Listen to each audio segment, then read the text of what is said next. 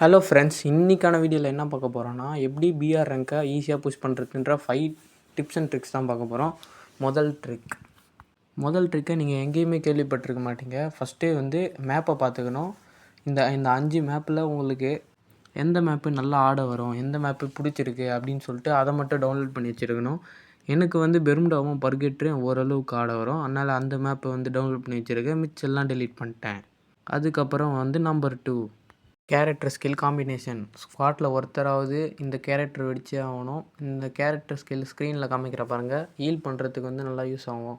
ஸ்குவாட்டில் ஒருத்தராவது இந்த கேரக்டர் வச்சே ஆகணும். அந்த ஸ்க்ரீனில் காமிக்கிற இந்த கேரக்டர் நல்லா பார்த்துக்கோங்க. ஜோன் சர்வே பண்ணுறதுக்கு ரொம்ப ரொம்ப யூஸ்ஃபுல்லாக இருக்கிறது இந்த கேரக்டர் தான். அப்புறம் பார்க்க போகிறது நம்பர் த்ரீ என்னென்னா டீம்மேட்ஸ் தான். நம்ம டீம்மேட்ஸ் வந்து நம்ம ஃப்ரெண்ட் லிஸ்ட்டில் இருக்கணும், நம்மளுக்கு தெரிஞ்சவங்களாக இருக்கணும், நம்ம சொல்கிறது எல்லாருமே கேட்கணும். மெயினாக வந்து கம்யூனிகேஷன் எல்லாருக்கும் இருக்கணும். கம்யூனிகேஷன் தான் ரொம்ப முக்கியம்.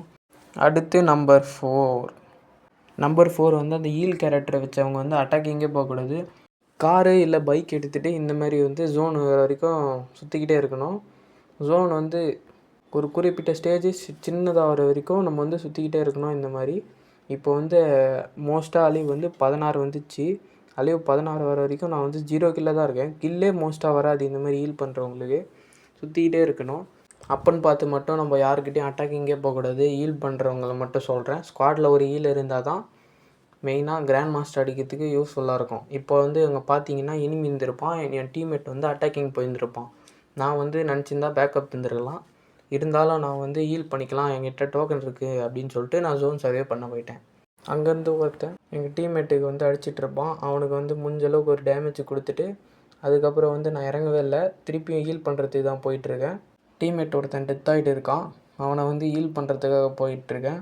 இப்போ வந்து வெண்டிங் மிஷினுக்கு போயிட்டு ஹீல் பண்ணிவிட்டு அதுக்கப்புறம் அதுக்கு கீழே ஒரு அடிஷ்னல் கேரக்டர்லாம் இருக்கும்.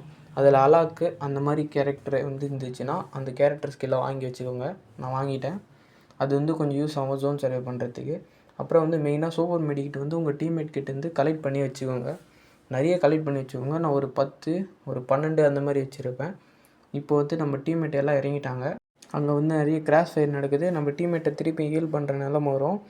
அதனால் மோஸ்ட்டாக வந்து ஹீலர் வந்து கீழே இறங்கவே கூடாது. டீம்மேட்டு ஸ்குவாடே நம்மளை நம்பி தான் இருக்கும். ஏன்னா வந்து நம்ம தான் வந்து எல்லோரையும் ஹீல் பண்ணணும். மோஸ்ட்டாக ஹீல் பண்ணுறவங்களுக்கு வந்து அது மோஸ்ட்டாக ப்ளஸ் ஆகாது.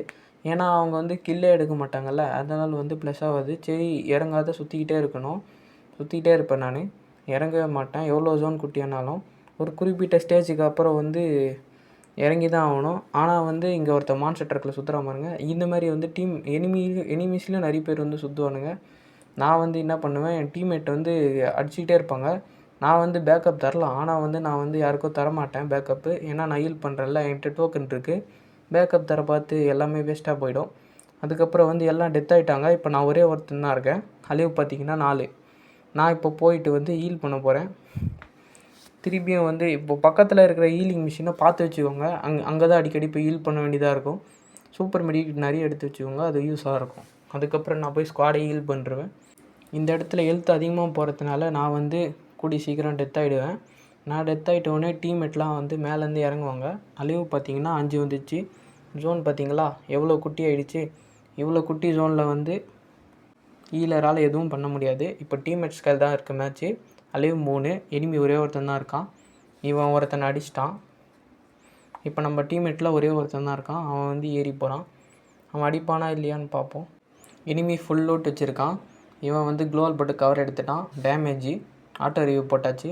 எதிரில் இருக்கிறவனை அடித்தாச்சு. போயாவும் வந்துச்சு. இந்த மாதிரி ஸ்குவாடுக்கு ஒரு ஹீலர் இருந்தால் போயா எடுக்கிறது வந்து ரொம்ப ஈஸியாக தான் இருக்கும்.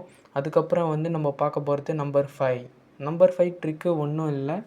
நம்ம மேட்ச் விளையாடும் போது கில்லு கம்மியாக எடுத்தாலும் பரவாயில்ல, போயா வந்து கண்டிப்பாக எடுக்கணும். ஏன்னா போயாவுக்கு வந்து அதிகமாக ப்ளஸ் ஆகும். கிராண்ட் மாஸ்டர் புஷ் பண்ணுறதுக்கு போயா எடுத்தால் தான் ஈஸியாக புஷ் பண்ண முடியும். இந்தமாரி டிப்ஸ் அண்ட் ட்ரிக்ஸ்லாம் பார்க்கணுன்னா மறக்காமல் நம்ம சேனலை சப்ஸ்கிரைப் பண்ணுங்கள். கூடிய சீக்கிரம் இன்னொரு வீடியோவில் சந்திப்போம். பாய்.